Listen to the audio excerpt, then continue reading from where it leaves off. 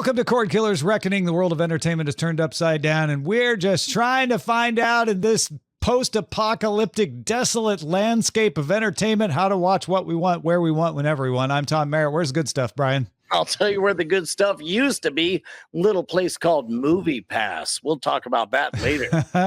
Speaking of post-apocalyptic, desolate landscapes. Yeah, can't wait to get to the Moviescape review. Let us start, however, with the supply run. Supply run, supply run, supply run.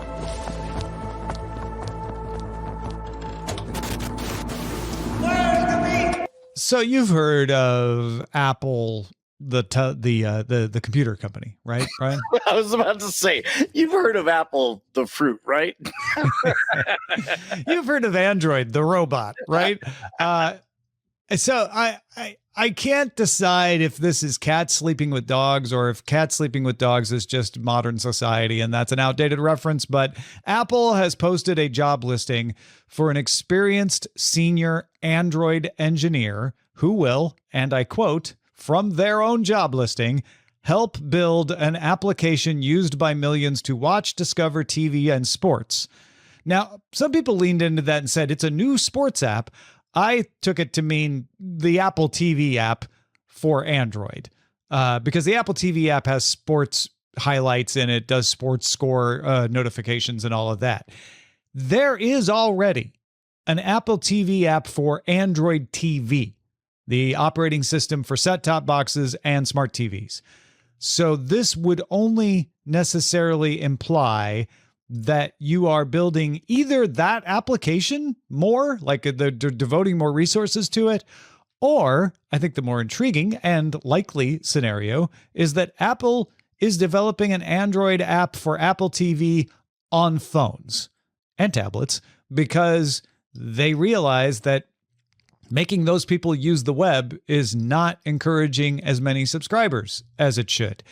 And that, my friend Brian Brushwood, implies to me that Apple is shifting from seeing Apple TV as another way to get people to want to buy Apple products to focusing on what they've said they're transitioning to, which is getting people to pay for Apple services. So if anybody has ever wondered what the sound of Brian's brain splitting into 17 different digressions sounds like, you're hearing it right now. In general, let me give the straightest of takes, which is this sounds like Apple is finally admitting that they've won. They finally have genuine hits on Apple TV Plus. They finally are admitting that Apple TV Plus is a legitimate streaming over-the-top platform. And that means along with that victory comes all of those tedious details like, you know, bothering to make it accessible to Android devices or, to Brian Brushwood's consternation, you know, desktop devices that are PCs and so on. Let me stop right there and ask whether or not that passes the Tom test. Yeah, it does. It absolutely does. If the Tom test means, does that make sense to Tom? Me being Tom, I say yes. It does make sense to me. When are you the authority on this? But I do think that Apple has different strategies for different apps. So what you're describing is the Apple Music strategy, right? They have an Apple Music app for Android because they're like, yep, Apple Music is awesome and we're going to sell as many as we can. They also don't have an Apple Messages app for Android because they see that as like, yep, this is awesome and we want to keep it on our devices so that people have to buy our devices to get it. With exclusive end-to-end encryption. And so I think what they're looking at, and this does, you know, fit in with what you're saying, is our TV shows are so good that we will get more people sign up for Apple TV Plus and possibly a combo subscription to get Apple Music if they can get both those things on their device. So let's make sure it's on their device. So how many of the sub threads do you want to chase right now, and which one is the most appetizing? For example, we could talk about the fact that Apple is playing nice with Android as an operating system.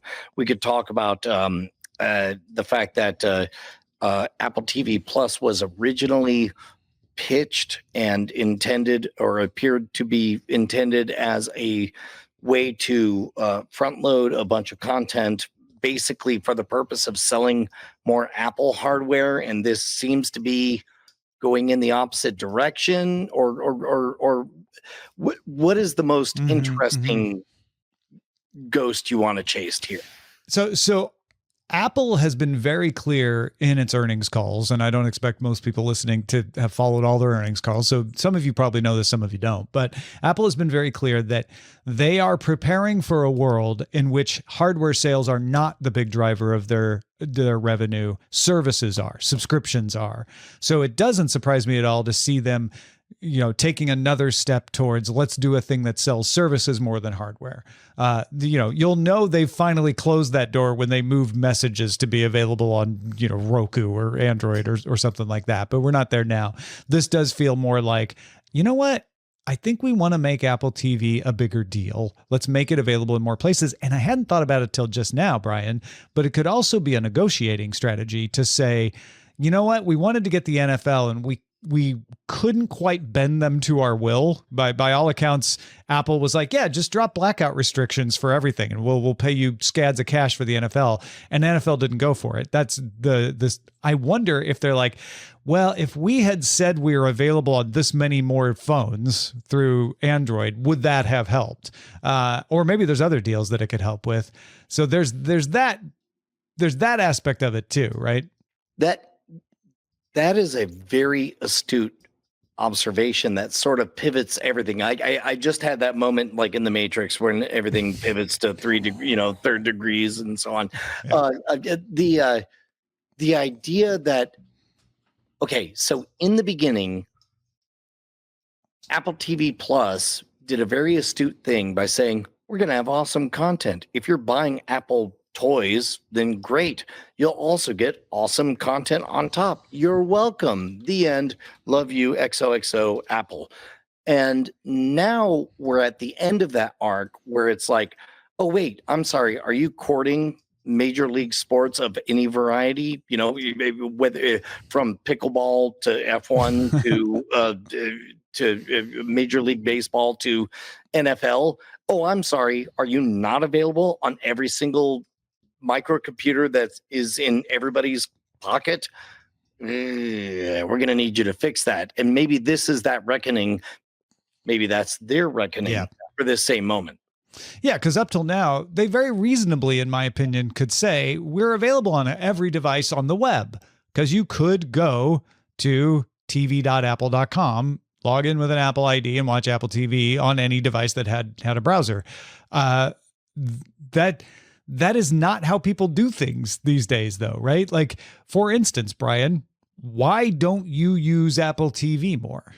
Well, okay. And to be fair, for people who are new here, you have not already heard this story, but the classic story has always gone, Brian complains, I gathered my whole family around the computer. We were going to watch something on a browser. I logged in, and then all of a sudden it hits me up with a two-factor authentication for my device. But my device isn't even on me, and it has to tell me where I am, blah, blah, blah, a bunch of complaints. And then finally we watch Ted Lasso. None of that has changed, Tom. I suspect that along with this story, I suspect that we're about to see some relaxing of some of those standards. Well, possibly not on the second factor thing, but Willie Scott reminding me that Apple TV has a Windows app now. So you can actually get an Apple TV app out of the Windows Store on your desktop and avoid some of those problems. Like, it hasn't been out that long, I don't think, but So No, you're right. It's great that there's both a slide rule and a calculator and a protractor, and there are many different ways for me to achieve a thing. As a consumer, I would prefer it if, like, just make the thing be on the thing. well, that's what that is. An Apple TV app on Windows is the thing being on the thing for you. No, the browser being less of a stingy old Voldemort would be the better thing.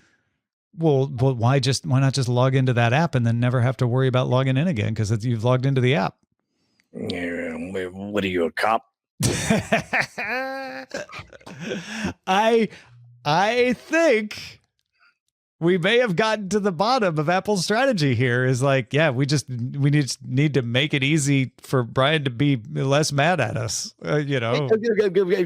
Just make it easy for me to be lazy. That's all I'm asking. It's not an insane thing. Honestly, though, if you're really lazy, you don't use a laptop or a desktop to watch TV, even on a big television. You use a Roku. Yes. And if you're really, really lazy, what you want is double the content from your favorite programming without even lifting a finger. You'd rather just hit one button and suddenly you're in a super secret, awesome society of people who keep, I don't know, let's say the show Cordkillers, loud, live, and independent, Tom. How would you possibly, okay, I realize that we've just wandered off into fairyland now, and Brian's spinning a tale of unachievable possibility, but let's just entertain old crazy Uncle Brian for a minute here. How would that even work out? Look, man, I don't know if you're working out at the gym when you listen to us. I don't know if you're on an exercise cycle. I don't know if you're busy doing Nordic track. That ain't none of mine business anyway. All I know is that if you enjoy having Tom and Brian right there in your headspace talking to you honestly about the latest news and how to listen and enjoy all of the content that you love, what if you had double of it? And what if it cost less money than you would ever even notice? Hey, Tom. Yes, Brian. When you go through your credit card bill, how many digits do you pause to notice what you spent money on? That first one. That's it. Everything on the left side of the decimal. The first digit? The ones on the, I don't look at the ones on the right side of the decimal, just the ones on the left. Just realized you were the worst possible person. Yes, I absolutely was. Example. Yeah, because I thought I was being generous by saying that. because personally, if anything is blank dot blank blank, I consider it like, I don't know, that's probably a soda or something. Like, let us be your soda is what I'm saying, and let us show up. Let us be your parking meter that you use the credit card for. Yeah. This may be either the worst or the best Patreon plug we've ever done. Head on over to patreon.com/Cordkillers. Keep us loud, live, and independent, and right here with you by giving up an amount of money that you won't even notice. You get Cordkillers, right? You get Cordkillers without an ad in it. And if they haven't started yet, they will soon on the public feed. We're about to vandalize our own property. That's we're for money, but we are being paid to vandalize our own property. So it's ad free on the Patreon. It's full experience early. So the Sliders episodes we're doing now and whatever shows we do the full experience on, you get those early, and you get After Talk. And After Talk, we talk about how we're doing the show, behind the scenes stuff, and that's where Spoiler in Time goes to now. Yeah. So the shows that we are watching and chatting about, like Hacks, that's all in After Talk. That's what you get at patreon.com/Cordkillers, including polls. We asked everybody, not just the patrons, about, how many guests should we have? Who should we have as guests? How often is it to have guests? And it was the patrons that spoke up the loudest. Yes, with a ratio of like 10-1. For every one person who wrote us at cordkillers@gmail.com, which, by the way, you're always welcome to do, the Patreon response was incredible. The general vibe about having guests, to be honest, I think shocked both of us. Would you say that's right? I knew that people didn't mind when we didn't have a guest, and I knew that the show felt easier when we didn't have a guest. Not because guests are bad, but just, you always have a third person that's, new to the show you have to introduce. I did not expect that so many people would go, it's better when there's not a guest. And Scott actually represented most of the thinking, which is that y'all don't mind guests, but Scott wrote, I agree with bringing on a guest if it makes sense, but don't force it. So examples of not forcing it might look like times that the news headlines happen to align with our friends. For example, C. Robert Cargill, I may call up and be all like, hey man, you were in the news. You want to join us? And he'd join us. Or Ernie Klein, or you name it. Or I suddenly want to name more names, but I'm not good at that. Yeah. Or maybe it's just, somebody reaches out and is like, hey, I'm Justin Robert Young, and I have a lot of thoughts about this NBA story, and then we say, no, sorry, we're not doing that. Sorry, we draw a hard line in one situation only. All right. So thank you for the feedback on the guests. We really do appreciate that. Patreon.com/Cordkillers. Let's move on to the search party.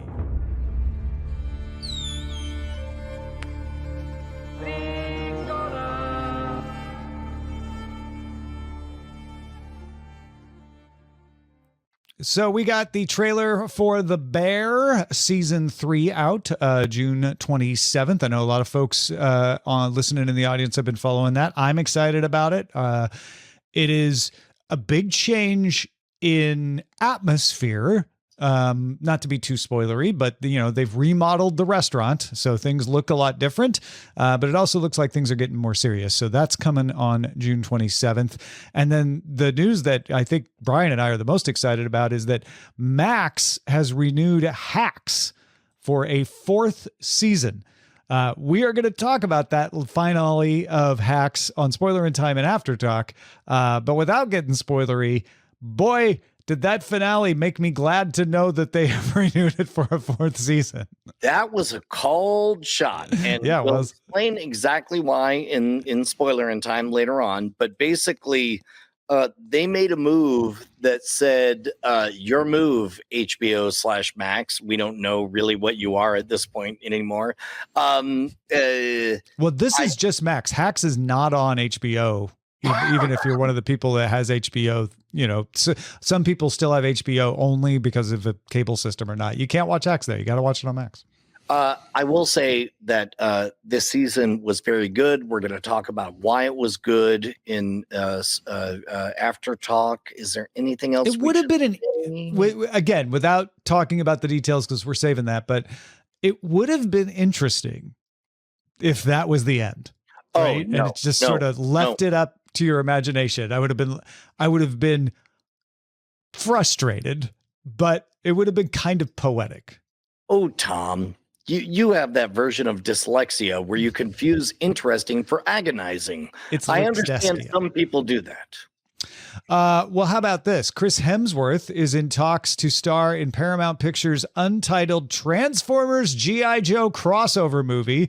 And that's at least according to Deadline. We don't know if Hemsworth is going to sign or even if Deadline's right, but Deadline has a good track record on this stuff. So it looks like we might get Hemsworth. A lot of you probably didn't even know that they were developing a Transformers G.I. Joe crossover. Brian, you're the resident Marvel fan amongst us. So, how big a deal is that to you? Well, first off, cordkillers@gmail.com. Please write me if I'm wrong about this, but I am almost certain.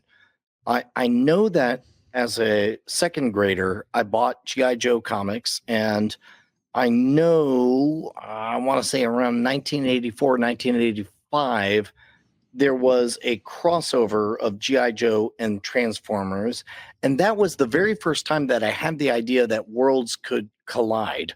And nowadays, in the cinematic universe, they've figured out the trick of saying, I don't know, different universe, the end.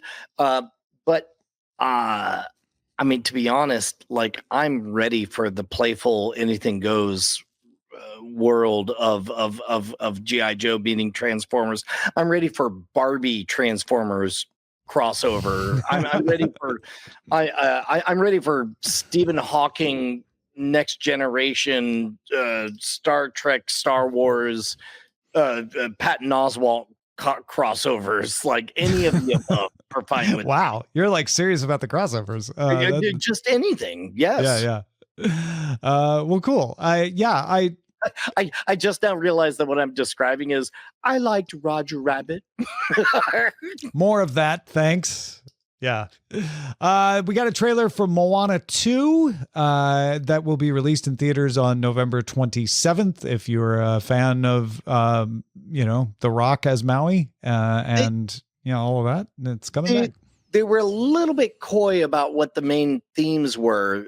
There was, I think, like 1/3 of the runtime was about like the novelty pet characters, which, but it seemed like the call to action was, it's not enough to be on an island. Maybe expand your ideas and connect with everybody in the rest of the world. Moana was somewhat about the accidental adventure of someone seeking more. This one seems to be more like this time it's on purpose. She means to go on an adventure. Not to overinflate it, but it's like the first one was the whole world is an island. What if you got past the waves and discovered a bigger world? A whole new world, if you will, to borrow from a different. Disney. Now you're confusing. That's fine. But the this one seems to be, what if now that you know that there's a bigger world out there, what if you established a global intercommunicated network of IP addresses? It's about creating Moana 2, also known as ARPANET. As the ARPANET. Yeah. IPv6, starring Moana 2. Pachinko is returning to Apple TV Plus on August 23rd. I know a lot of you heard us talk about that the first time around because I was a big fan of it.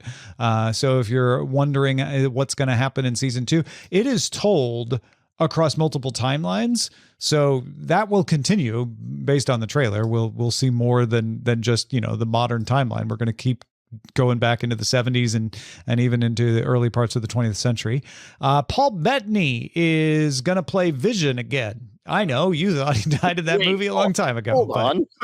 Guess what? He didn't. Disney Plus TV series coming in 2026, starring Paul Bettany as Vision, and Terry Matalas will be the showrunner. If you don't recognize his name, he did the 12 Monkeys TV series on Sci-Fi that a lot of people rave about, and also season 3 of Picard. So there you go. Okay. I'm a fan of both season 3 of Picard and the bits of 12 Monkeys that I've seen. It was very innovative. I don't know what this show would be about. Well, let me be playful first and then serious. The playful part is Paul Bettany. Remember when he was Jarvis? Remember when he was Ultron? Remember when he was Vision? Remember when he was the recreation of Vision in the psychotic mind of his girlfriend? Remember when? Sorry. There is a description I missed in this variety show. At the end of WandaVision, Wanda allows her vision that she created to fade from existence. The new show will take place after those events as Ghost Vision explores his new purpose in life. You know what, Tom? I ain't even mad. I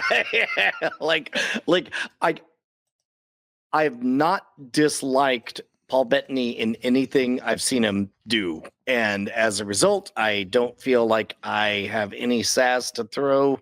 But I will say, I think it is right to look at the showrunner, Terry Matalas. I've heard good things about 12 Monkeys, and season 3 of Picard was far and away the best of them. Indeed. One might say they finally got around to making the Picard that we really wanted to see. Would you say third time's a charm? Because there's a trailer for the third Venom and the last of the Venom trilogy, The Last Dance, coming to theaters October 25th.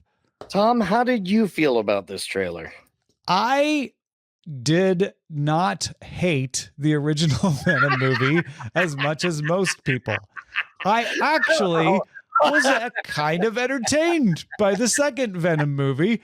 And so this third Venom movie looks like it might actually be pretty good. Okay, so to be honest, Tom, I'm actually on your side. First of all, I hated the first movie because Venom was the single most credible, terrifying villain in all of comic books, in all of the Marvel universe that I had ever seen. And to see a badass actor, what's his name? Played Mad Max. He's the lead character. Tom Hardy. Yeah. Yeah. To see Tom Hardy play a chump without context, without the hatred of Peter Parker, to see the over-the-top growly voice of the symbiote being like, I'm here to explain what we're going to do next. All of that was a real turnoff because none of it seemed as terrifying as the actual character Venom was in the comic books. However, my friend Justin Robert Young grew up about 10 years behind me, and to him, Venom was always an anti-hero. And so to him, it was a hilarious, kind of madcap, over-the-top thing. From this trailer, Tom, I feel like I finally understand, what if you never expected Venom to be scary? What if he kind of always was a madcap machine that did wacky things, as we see in this trailer when Tom Hardy asks, hey, how fast can you make that horse go without killing it? And then there's a negotiation and wacky things happened. I actually think I may enjoy this third movie is what I'm saying. I that's a great analysis of it, because if you go into Venom expecting it to be serious, the first movie plays around with the idea that maybe it would be. It doesn't take itself, it takes itself too seriously, in my opinion, but doesn't lean into being a serious story. And so that's why the first one doesn't work as well. The second one actually leans towards being funny more and works better. And this one looks like they're just like, oh, that's what works with a Venom movie. Great. That's what we'll do. So I can sort of see that. Silly thing. We could pick this up in after talk later. But I play a lot of the Marvel Snap online game, and they have a whole series of cards that are just symbiote versions of characters. Like, for example, Cosmo, the dog from Guardians of the Galaxy, as a symbiote, Blank as a symbiote, and so on. And maybe that's sort of inured me or gotten me conditioned to be okay with the zaniness of and it. Taking it. Yeah. Right. Not take it like seriously. Right. And then real quickly, Outlander season 7, part 2, because they do this thing now where it's not a second season. It's just the second half of the other season that happened 3 years ago. But Outlander season 7, part 2 will return to Stars on November 22nd. Time to look for some buried treasure. Most people want to know why they suddenly got rich. Buried treasure. Well, Brian Brushwood, I know you've been watching some television from time to time. And even some movies in the old movie theater. What have you been watching? Well, I mean, you tell me what you want to hear about and what you want to save for the after talk segment. So Hacks, we're going to talk about an after talk. But I think the thing that people are most excited to hear us comment on is that MoviePass documentary. Yeah, dude, it's way good, and it's way surreal to watch it. I'm very proud of my 20-year-old daughter, who's home from college. And I just walked in and I said, hey, it's a documentary, has a 93% on Rotten Tomatoes. I ain't seen it, only I covered the story with my friend Tom for the last 10 years. Want to watch it? And she was like, yep. So we watched MoviePass, Movie Crash, available on Max.com. And it started off, oh my God, Tom, my Schadenfreude meter broke. I had so much fun just giggling at how hilarious it started. Everything we were saying, like, how are you making money? What are you doing? What is this or whatever? But they crafted a narrative, and I am aware that a documentary film is a crafted narrative. It went from hilarious to heartbreaking, and then it did the thing that normally you only see in a narrative piece of work. It gave you that vision of like, oh my God, maybe things are going to turn around. Like MoviePass became my hero by the end of the movie. It's a very, very good movie. Wow, really? That's as much as I want to say. There's a little bit of I suspect a lot of it was simplified for narrative purposes, but the simplified narrative was quite good. Yeah. And to be frank, you know this story. So if they had started to blow BS your way, you would have smelled it faster than most. Yes. Although, you know what? I'm going to save the rest of my comments for after talk. But right now, everybody should go watch this on Max and write us at cordkillers@gmail.com. What about you, Tom? What have you been watching? Yeah, first of all, I just want to give a disclaimer that every time Brian says we'll talk about it on After Talk is not constituted as a promise that we will remember to talk about it on After Talk if Amos isn't here to write it down for us. Yeah. We should also point out that when I say looking into the camera, I promise you, we will absolutely talk about it in After Talk. That too is not a promise. Yeah, that does not constitute a legal obligation. I want to talk about Star Trek Discovery because it wound up. It is one of the more controversial Star Trek series that has existed. As you know, people have complained that maybe there was more of a political. People throw the politics things out at stuff all the time in ways that I think is ridiculous. Like, oh, you know, just because you did X doesn't make it political. But you know, they cast someone who had just lost a controversial election as the president of the Federation, and that, you know, they rubbed some people the right way and some people not the right way. Anyway, it's also suffered from losing one of its creators, Brian Fuller, early on. And so it started as one kind of show and then clearly became another kind of show in season 2 and then decided to become a third kind of show in season 3. They started in the distant past before Star Trek, the original series, then crossed over with characters from Star Trek, the original series, and then went to the 31st century and decided to just get as far away as possible from any other Star Trek. All of that said, I have loved the Star Trek universe enough over the years that I just wanted to see it through to the end. There are characters in this show that I adore, and I think are great. I think they did a wonderful job of building a crew. This final season did a full-on story arc. So they were looking for the progenitors tech, which is all rooted in a Star Trek: The Next Generation episode. Do you remember the one where Picard is racing people to find this tech that shows that the reason everybody in Star Trek is, you know, got 2 arms and 2 legs? What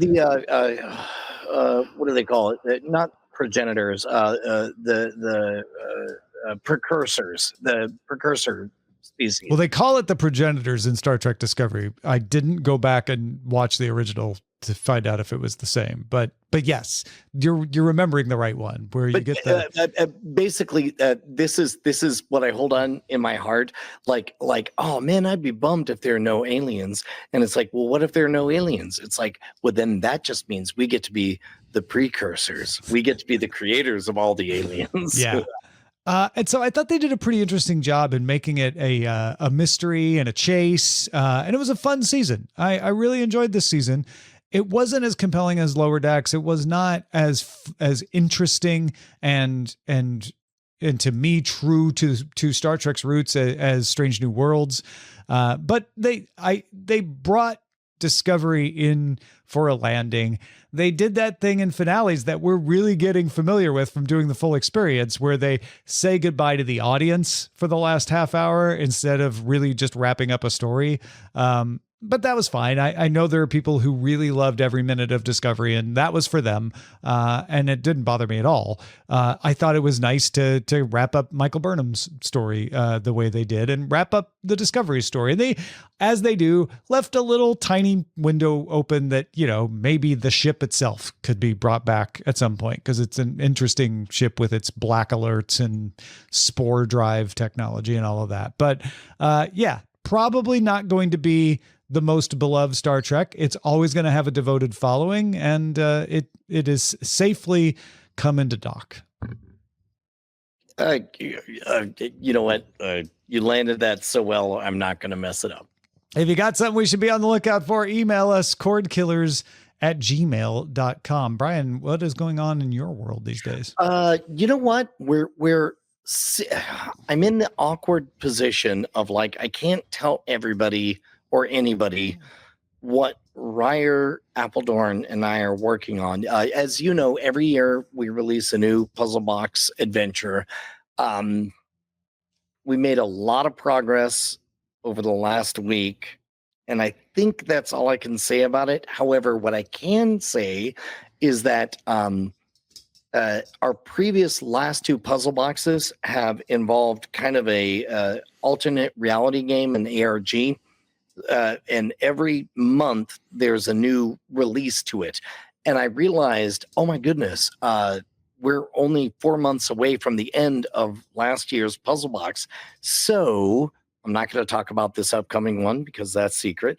But if you want to jump in on last year's puzzle box, the Vox Tempest, it'll feel a little bit like getting caught up on Breaking Bad so that you can be there for the landing with everybody else. There's nearly 1,000 people who have bought the box, opened the box, figured out the online element of it, have been following the online ARG, and you could be among them if you head on over to scamstuff.com and just type in, I don't know, just search for Vox, and you'll find it, and that will be the beginning of your adventure, which is a fine adventure. Give us another month or two, and Ryer and I are going to have another fine adventure for you. I'm looking forward to it. Go check it out, folks, and let's now scan the world. Send a scanning to aboard. Scanning the horizon! Netflix co-CEO Ted Sarandos told the New York Times, "I said we're going to become HBO before HBO could become us. At that time, HBO was the gold standard of original programming. What I should have said back then is we want to be HBO and CBS and BBC and all those different networks around the world that entertain people and not narrow it to just HBO. Prestige elite programming plays a very important role in culture, but it's very small. It's a boutique business, and we're currently programming for about 650 million people around the world. We have to have a very broad variety of things that people watch and love, so we take a consumer view of quality. The people who love Ginny and Georgia will tell you Ginny and Georgia is great." Also, he said, "We don't do breaking news and that kind of thing because I think there's a lot of outlets for it. People aren't looking to us for that." So, Brian, I definitely want to talk about him saying, hey, we're not HBO, we're all of television. But I also want to note that having said they won't do ads, and now it's one of the most successful tiers, having said they won't crack down on passwords because it's a compliment, and now password crackdown has boosted their bottom line, having said they wouldn't do sports and they signed a deal with the NFL, I take we don't do breaking news and that kind of thing as a promise from Ted Sarandos that they will do news within the next 2 years. What do you think? Hey, Tom, have you ever had a microphone just like thrust in your face and you didn't know what to say? And this is not that. He was giving a speech. Have you ever built a multi-billion-dollar company? I have not done that. That is fair. No, I have not done that. You're right. I'm trying real hard to carve out ultimately, here's what all of this feels like to me is when you are an upstart, you talk like an upstart. You point to everybody above you and you say, we're going to take them down. And then one day you wake up and you realize, oh, wait, everyone wants to take us down, including, as we'll talk about later, in the MoviePass documentary, they compare themselves to Netflix constantly. I think this is gibberish. It's bad gibberish. And I don't fault him for saying it because honestly, I don't know what I would say in that situation. I don't think it's gibberish. I actually get what he's saying about the HBO stuff. And I think your analysis is spot on. He can't come out and say it, but yeah, when they were the upstart and HBO was the king, they came at the king. They wanted people to perceive them as being as good as HBO. And so they said, yeah, we're going to become HBO before HBO comes up because we're the young upstart tech. Now he's saying Netflix is widely popular. We don't have to be HBO. We're everything. And I get what he's saying, which is we're all of television. HBO is just part of it. It's not television, it's HBO. Netflix is saying it's to television. It's all of television. Every television, kind of television you want, we're going to have. Maybe I'm misinterpreting the context of this because the way it's phrased makes it sound like he was ambushed on a red carpet. No, he was sitting down with the New York Times and giving an interview. I think he could have used more gracious language, but I don't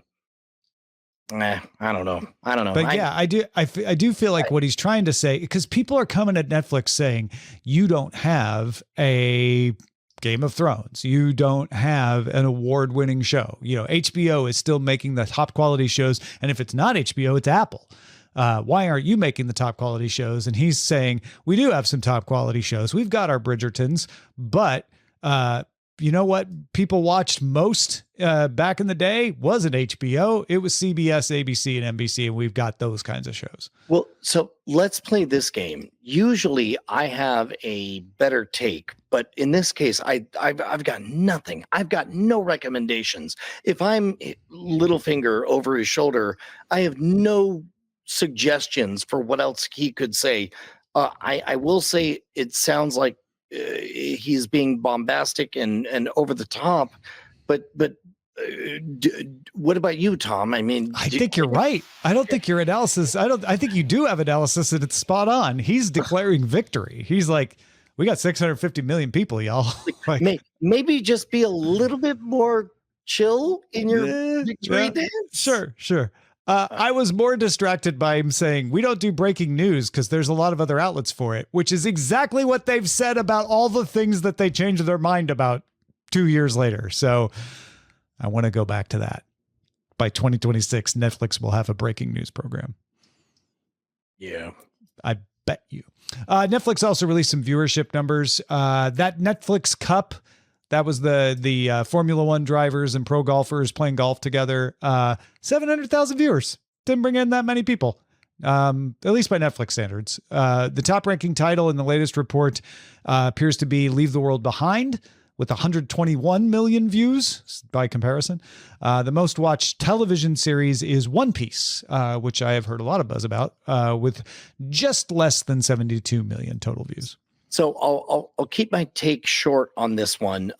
We've talked about this before. I think that Netflix is not in the business of explaining in advance which of its live experiments are experiments, or which ones are actually like, no, we really care this time, or whatever.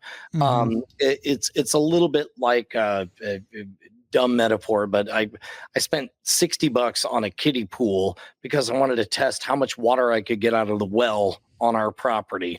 And Bonnie was like, wait, so this kiddie pool didn't come with a filter? How are the kids supposed to swim in clean water? And I'm like, no, you misunderstand. Like, this isn't for them. I'm going to set fire to this as soon as I'm done with it. I just want to see how full I can get it. That kind of thing. It made me think that the reason they signed the NFL deal was because they only got 700,000 viewers for the Netflix Cup thing, and they're like, nope, that doesn't work. We should go with real sports. And checking in on HBO, Nikki Glazer comedy special, Someday You'll Die. I don't know if you know Nikki Glazer, but that's the name of her HBO comedy special. Generated 2 million cross-platform views after it premiered on May 11th, placing it as having the top streaming audience for any comedy special in the history of Max. That includes HBO Max. So not in HBO history, but in the history of streaming HBO under the name of HBO Max or Max. HBO used to be the home of prestige comedy, right? Like Russell Simmons' Def Comedy Jam and so on. Netflix kind of stole that crown from him a little bit. Reclaim that throne, yeah. Yeah. Fast service, free ad-supported television is finally slowing. I would say plateauing, right? It's reaching its cruising altitude. It's been in crazy growth as it got adopted by more people. There are 1,943 fast channels in existence. You're talking about, a few dozen platforms like Tubi and Pluto and Zumo that carry them. But within those, there are 1,943 channels. Some of those channels are on multiple services, obviously. That is up 13% over last year and up 47% over 2 years ago. So that's the slowing, right? The number of channels created is finally plateauing. Examples of the kind of channels they've got: Court TV, Forensic Files, Game Show Central, Heartland, LOL Network, Unsolved Mysteries, and those are all the widest distribution channels. They're all tied. So let's play a hypothetical game, Tom, where you and me and Justin Robert Young and all of our friends associated with the Diamond Club community had the opportunity to get our own fast channel. And we didn't have to do anything. Like, we're already creating all the content. It would just, play real time and be supported by ads. I think that 2 years ago, we would all leap at it. How do you feel about that same idea now? Yeah. What's funny? May I be transparent about this? Because you and I had some conversations about this. And I remember we talked about it and you were like, yeah, we should do this. We've got the content. Let's figure it out. By the time we followed up, which wasn't even that long, like within a month, we were both like, yeah, so it seems like they're starting to be a little pickier about the kinds of channels. Maybe it's not worth the effort. We might be better served just going straight to the audience, as we've always done. And on top of that, it's like, who are we going to reach that we're not already reaching? Yeah. What's the discoverability with this? And also, it's like, and there is something to be said for the prestige of having your own channel, blah, blah, blah. Certainly, yeah. But these numbers, how much prestige are you getting by having your own channel, like the Gilligan's Island channel? This has become a pure revenue play, and I think we're about at saturation. I imagine somewhere north of 2,000 channels, but probably not too far north is going to be it as the number that can support themselves. Because what a lot of these channels work on is, I just want to have Gilligan's Island on. I just want waterfall television. I'm not paying that much attention, but I think it's funny and it's my vibe. And so I just put it on and the ads roll and they just bring in money. There's just a little revenue stream, but there's only so many of those before you've divided the revenue stream up too many ways. And on top of that, even our elders are getting savvy to that stuff. Like my parents, I think 5 years ago, I was always asking, but could my parents use a Roku? Guess what? Yeah. They can. And they figured out their favorite YouTube long form channels that for like 4 hours in a row will do nothing but show, I don't know, somebody playing pinball or somebody cleaning houses or whatever. Yeah, waterfall. YouTube is winning the waterfall channel game, and I don't say that FAST is going to collapse, because there is definitely room for free TV that right? But Movies, TV shows, etc. But I imagine the platforms are benefiting more than the individual channels. So that number of channels is definitely going to stop. Of FAST, I think, Mhm. is fading. A couple other ones here. Amazon launched its large language model finally that will power search on Fire OS devices. It's rolling out slowly, but eventually your Fire TV or your Fire TV television, etc., will use natural language better. So you'll be able to have context and just talk to it more naturally than you do now. Well, you and I have both spoken about LLMs and AI in like on DTNS and so on. But I don't know that we've talked a lot about it here. For those who haven't spent a lot of time talking to a robot, it's truly remarkable when you can disable your filter and speak naturally, like use, as Just Robert Young puts it, use the F word as a comma, and very quickly it understands, like, oh, you want this thing or whatever.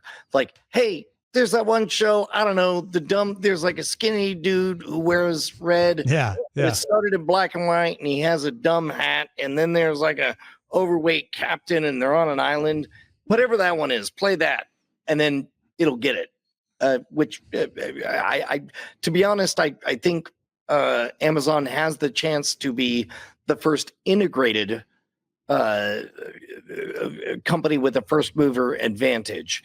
For example, one of the theories out there is that Apple's about to cozy up with OpenAI, and if Fire can get there first and get the reputation of being the coolest, because right now all of your AI assistants are terrible. You've got Cortana, who's dumb. You've got Alexa, who's dumb. You've got Cortana doesn't exist anymore. It has been replaced by Copilot on Windows. So, and Copilot's powered by GPT-4. Apparently, Siri would like your attention. Siri would like a word. That's hilarious. Excuse me, I have something to say about this.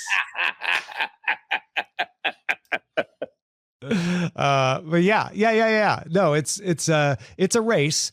Amazon has said they are going to put the same thing in their Echo assistants as well. So we're just talking about Fire TV because it's Cordkillers, right? But the wider story is out there. The race is on. Probably most people who use Fire TV devices are just going to notice that their voice search was easier to conduct. Is how most people are going to experience this upgrade. That is quietly like the biggest benefit of all of the AI stuff is just how good voice dictation has gotten with all of them. Like we're now at the point where you can speak extemporaneously and it will put in proper punctuation and put in quotes where they belong, that kind of thing. And then Diamond Sports, we've covered them extensively on the show, but for those who are new or just don't remember, it's a subsidiary of Sinclair that is also independent of Sinclair, even though Sinclair maintains ownership. They're the ones that own all the Bally Sports regional sports networks. They've been in bankruptcy. They've been like having all kinds of jump through hoops to figure out their contracts. And they are apparently, according to Bloomberg, close to a naming agreement because their agreement with Bally to name the sports networks after the Bally organization is ending. And apparently FanDuel is close to striking a deal so that your Bally sports networks would become the FanDuel sports networks, which... Honestly, the big thing I took away from this, Brian, was like, oh, I really just thought like MLB or somebody was just going to buy Diamond Sports. But, maybe they still need to have this agreement to prop up the price. I feel like the ultimate fate of Diamond Sports is somebody else buys them. I think that a lot of sports, and if we had more time, I think you and I could do 30 minutes talking about this, but before we do so, write us at cordkillers@gmail.com. But I think that we're at a strange nexus of We're seeing the rollback of prohibition for THC marijuana. We're seeing the rollback of prohibition about sports gambling. We're seeing the rollback of prohibition on a lot of things, and the shape of sports is kind of being decided. For example, even we're also seeing the rollback on SEC rules about investing in certain things like meme stocks and all this stuff. It almost seems like I don't know. My speculative take is that gambling is going to shape a lot of sports in the next 5 years, and then there's going to be a swing back. Oh, well, that's not even this story. You're absolutely right. And there are so many examples of that in ESPN and Major League Baseball and NBA broadcasting. Diamond Sports getting FanDuel rights is just one tip of one corner of a dirty iceberg of gambling stories, for sure. Very interesting tip of a dirty iceberg, and I wanted to talk about it, but we don't have time in this program. All right, let's check out the chatter. You've got mail.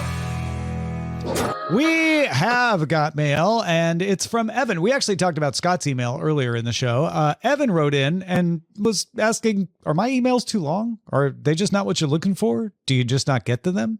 Do you not like me personally? Tongue in cheek on the last one, but I'm also genuinely curious. I thought my email about bundles was pretty helpful and tied into the theme of last week's show.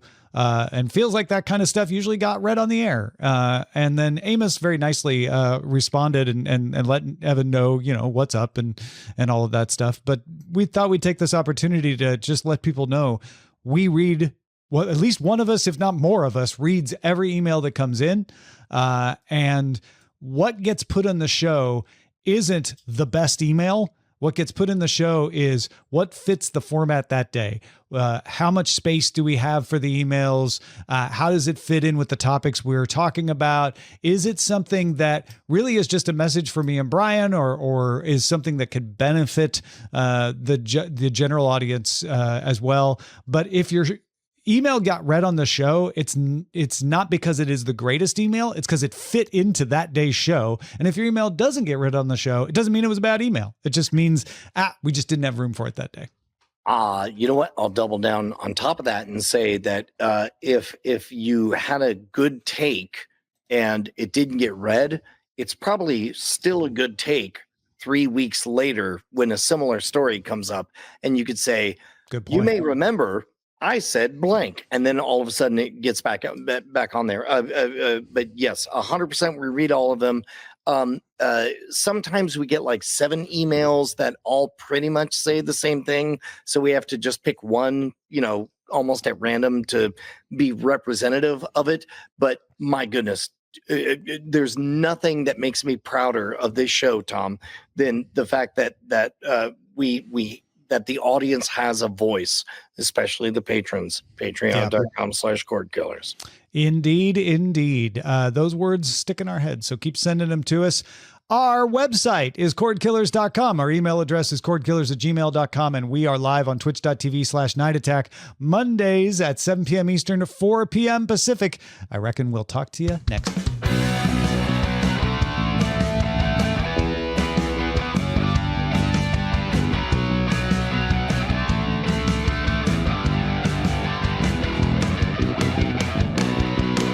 Diamond Club hopes you have enjoyed this program.